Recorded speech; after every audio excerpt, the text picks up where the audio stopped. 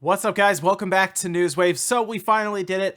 We made a Mixer page. So if you're already on Mixer or you think about going over there after Ninja moved over, you could follow us there. I'll link down below in the description. And what we'll be doing at first are things like the podcast. We'll stream it on YouTube and we'll also stream it on Mixer just in case anyone prefers it over there and see how things kind of go. And possibly we might move into some game streaming and some other stuff that we have planned out in the future. But just know we do have a Mixer page. It'll be down in the description pretty much going forward just in case you want to follow us there.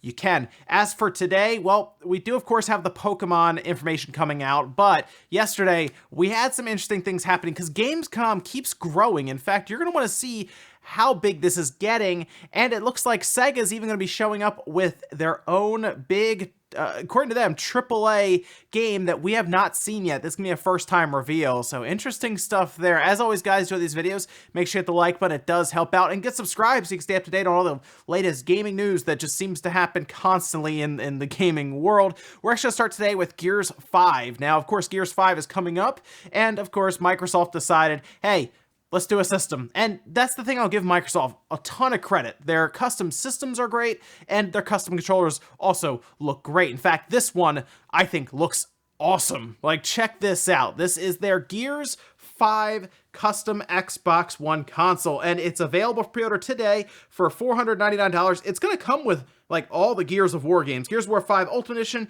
Gears of War Ultimate Edition, Gears of War 2, Gears of War 3, Gears of War 4. It has a really nice design. Looks like the kind of the Gears symbol is underneath ice, and then the controller kind of has that ice look to it as well with kind of the blue under the thumbsticks. I really like the look of that, and they do have pre-orders going on now, and it's going to be available the first week of September, and it looks good. I know Microsoft doesn't have the most games in the world, but I'll give them credit. When a game comes out, they do a good job celebrating it with controllers and systems, and this is no exception. We also found out when the Grandia HD collection is going to be out, and well, it's sooner than I thought it would be, specifically from the announcement. Now, of course, we had found out about it a little while ago. We heard more at E3, including some screenshots and some video even. And now we know it's coming out on the 16th. Yeah, it's like less than 10 days away, which is weird. That is almost like a surprise shadow drop kind of thing where it just shows up and they're like, oh yeah, it's out now. A little suspicious there. Unfortunately, this has gone from surprise, exciting announcement, and I'm a little concerned as to why it's turned into this almost surprise announcement. We saw some screenshots, we saw some video, and it wasn't looking the best. Now, they do say that the sprites and the UI and stuff has better detail to it, and it's going to be classic Grandia, so if you like the older Grandia games, you should obviously like this here. You can kind of replay through it, but I was hoping they'd do a bit more. However, we'll still see more information about it in the next 10 days or so leading up to release, and I'm sure I'll be checking it out here. Also, we had talked about WWE 2K20 a bit, and it looks like there's gonna be a change of development here, and this caught me off guard because it's a pretty big deal, as it looks like Yuke's is actually splitting off from 2K. Now, Yuke's has been working pretty much with wrestling games for a long, long time, like 20 years. It's been forever. I always remember that Yuke's logo popping up. Well, it looks like that's not going to be the case, at least with 2K anymore. There was a statement put out saying, WWE 2K20 will be developed by Visual Concepts, who have worked with Yuke's on the development of the series since WWE 2K14.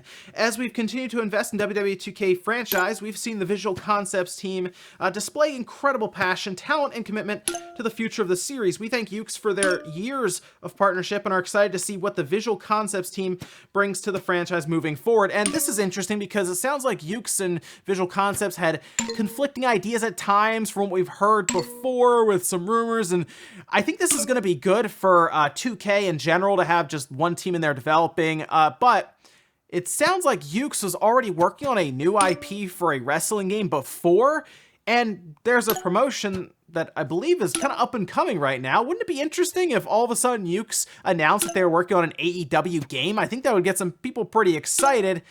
Is that gonna be what actually happens? That's the question now. Either way, Yuke's being off, able to do what they want, could end up benefiting them heavily. And like I said, 2K kind of eliminating the amount of people, companies working in development on just the WWE series might also be good. This might be good for everyone. And guys, some of the quickies out of the way, let's get into the bigger stuff. We're going to start right away with Sega and this new AAA game that apparently is going to be shown at, you guessed it, Gamescom. Gamescom is shaping up to be a pretty big convention this year. Now, generally it's pretty large, but I don't remember this many companies showing up. We're gonna go over that a bit more.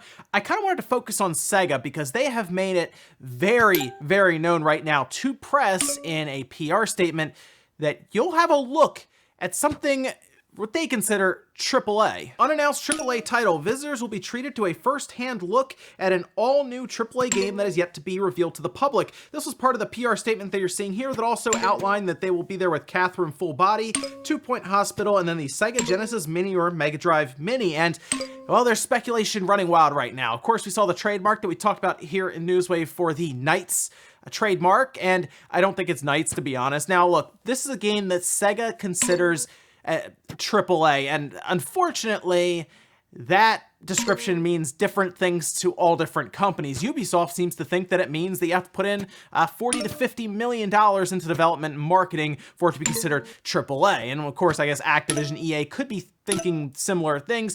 Sega doesn't have that kind of money to just throw into one game. Just to be fair, that we've seen the reports for their financials and everything. In fact, the last one they put out wasn't great, but they did give us a hint as to what was coming in the future, and I think that can pretty much tell us what we're going to see here. I have an idea of what's going to happen. Now, they've already told us that there would be either Yakuza, Persona, or Sonic as games that they are going to focus down into, as they don't want to spread, I guess, the diversity of their games out too much, as it could lead to a lot of financial strain. So my thought here is most likely it's either going to be a Sonic game or a Yakuza game, and they've already told us that there is a new Yakuza game that's in development, so I feel like most likely it's going to be that. Could it be a Sonic game? Yes, in fact, that's also very possible. What if they show up and it's Sonic Adventure 3? I mean, while that might not be a AAA game to everyone, in fact, I wouldn't look at Sonic Forces and say, yep, that's a AAA game right there. I mean, I just wouldn't. They didn't even sell it for full price, right? So it's hard to put it on that level. You could say AA, I guess, technically, but to Sega, yeah, that might have been a AAA game. So I'm either between a Sonic or Yakuza, and I'm leaning towards Yakuza, to be honest. So we're going to see what happens here, but isn't it exciting to be talking about like Sega with a new big game coming out that they're going to announce there? Sonic, it was what, 2017 when Forces came out? Yeah, I guess it's about time for another Sonic game to at least be revealed. Doesn't mean it's coming out anytime soon. It could come out in 2020. Sonic Adventure 3, that's my hope. Another Yakuza is my feeling, though. Next up, let's talk about the digital future, but not in a good way. See, we know, of course, we're heading towards a future where games will all be digital, and that's how you buy them. You don't buy them in stores. But we constantly see examples of games being delisted, and, well, you're unable to get them. And one, of course, that everyone talks about is Scott Pilgrim vs. the World. It's an obvious one. But now we have another one to add to the list, and that's DuckTales Remastered, which I think makes sense at this point with Disney going crazy with a lot of the IPs and everything. Yeah, DuckTales Remastered appears to be being ripped down. Capcom actually put this page out here and gave us an idea as to when you can look forward to it just disappearing from the store. So we have a couple different ones here. We have the Wii U August 9th. It's going to be pulled down. Same for PlayStation 3. You also have Xbox 360, Xbox One via backwards compatibility on August 8th. And then Steam. Yeah, that's right. Steam's not even safe. They just say 4:59 p.m., so that might just be gone already. But, of course, the good news here with DuckTales Remastered, it was released physically, and that's what we need. Like, if Scott Pilgrim vs. the World was a physical copy right now on the Xbox 360 and it had backwards compatibility, we'd all still be playing it. You know, it wouldn't even be that big of a deal. I mean, yeah, it would be like, oh, it's a shame they pulled it, but at least we could still play it. Think about that, though, going forward as companies continue to do things like forego an entire physical release. We saw Wolfenstein Youngblood do that for the Switch completely, and that's why places like limited run games I think are so important. Games like Golf Story and Windjammers, for example, were of course taken and put on physical cartridges. And on the flip side of all of this, if you look at just the services, Microsoft and Xbox Live actually went down for hours yesterday to the point where you couldn't even play any games that were linked to DRM, which actually are quite a few of them. In fact, most people couldn't even access their dashboard or their games because it was down for so long and the system wasn't able to communicate to the servers. So yes, the digital future still has a lot to work out, and because of that, I don't think we're as close to that as a lot of us kind of believe now. And you see these delistings, you see your system just not even able to be used really, and it's concerning. Next up, we'll talk about Gamescom, because it looks like some of these companies, they're going all out here. There are just a ton of companies showing up. All right, so Stadia is gonna be there. Stadia is gonna have a full, their own direct or state of play type thing. Here's the tweet that you're actually seeing here. Let's do it again on 8/19, so August 19th. Stadia Connect is back and bigger than ever. That's right, they call it the Stadia Connect. Tune in at 10 a.m. Pacific time, 7 p.m. CEST for all the details. Then come get hands-on with the future of gaming for yourself at our Gamescom booth. I'm not really sure what Stadia is going to show to get people really excited, unless they have, actual exclusives. This is, I would say, the biggest thing is they need games that will pull people in, not games you can find everywhere else, considering we know now that those games are full price and will be the same wherever you buy them, except one, it's streaming, the other one, it's local play. Anyway, though, Jeff Keighley also tweeted out this list that you're seeing here that has world premiere content and announcements, and these are more than 15 game publishers. And here's the thing, they're gonna have a whole live streaming show on August 19th. It's gonna be during the day. It's opening night there, but in the US for me and everything, it's during the day at 2 p.m. Eastern time. And let's go down the list here, guys. 2K, Activision, Bandai Namco, Bungie, Capcom, Electronic Arts, Epic Games, Google Stadia. We have Koch Media with Deep Silver, of course, with THQ Nordic, who is also going to be there in full force, it seems. A private division, Sega, Square Enix, Sony Interactive Entertainment, THQ Nordic, GmbH, Ubisoft, Xbox Game Studios, and more. We do know that Nintendo is also going to be there, but they may not have massive announcements or really anything too new, other than just show off stuff that we kind of already know about, but they want to show it off more.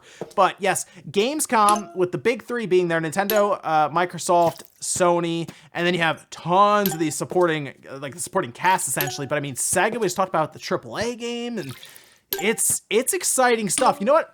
I think I am going to stream it that day when it happens, kind of the opening night stream that Jeff Keighley's going to run. He said that people on Twitch are able to co-stream it and everything, so I assume it's okay for YouTube and all of that.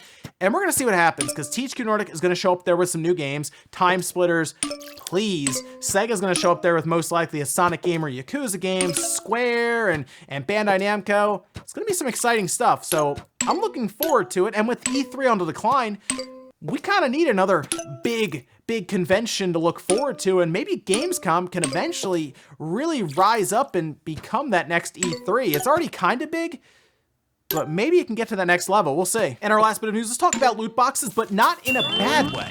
I know, right? Let's talk about loot boxes, and it's a bad thing that's happening.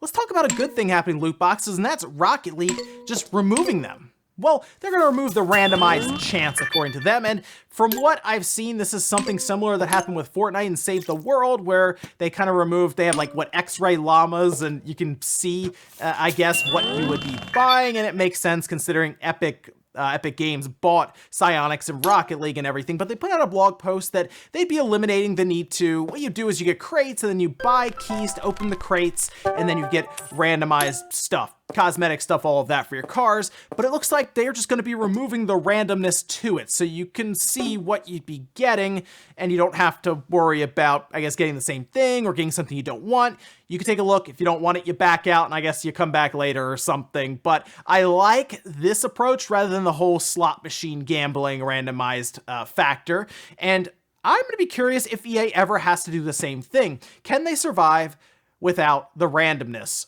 That's the question. I think Rocket League can. In fact, I think people will be really happy about this, and who knows, maybe they'll buy more. Although they won't be getting taken for a ride with all of the randomness and the junk that you get out of loot boxes, 80% of the time.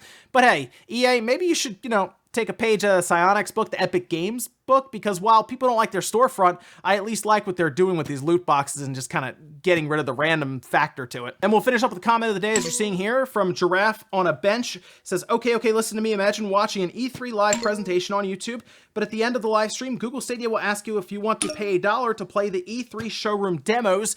I actually think that would work well if a company sponsored it. So let's say something brand new is showed off from CD Projekt Red. It's Cyberpunk. Cyberpunk's already on Stadia, or this is just an example, right? I mean, take any PC game or any big third-party game, a Call of Duty even, and part of the showroom experience is that you just play it on Stadia. You click a button and bam, there you go. And that would be good for marketing. That would be good, to be honest, to just eliminate the need for E3, because your hands-on time could just be at home for as long as you want. Think about that. You don't stand in line. You don't do any of that stuff. You just click a button and bam, you're playing.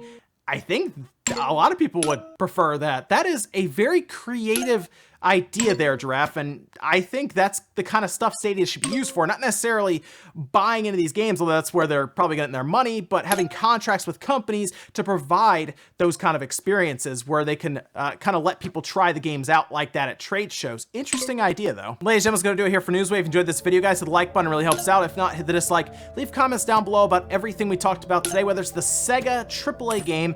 What are they showing up to? You think they're going to throw a curveball and they have, like, you know, Jet Set Radio or something ready for us? That'd be cool, but is it AAA? That's the question. Also, what about Gamescom? What are you expecting out of this? Because I'm actually getting pretty hyped for Gamescom, more than I remember last year, and I'm hoping we see some really cool games coming out of it. Thanks, guys, for watching, and I'll see you next time.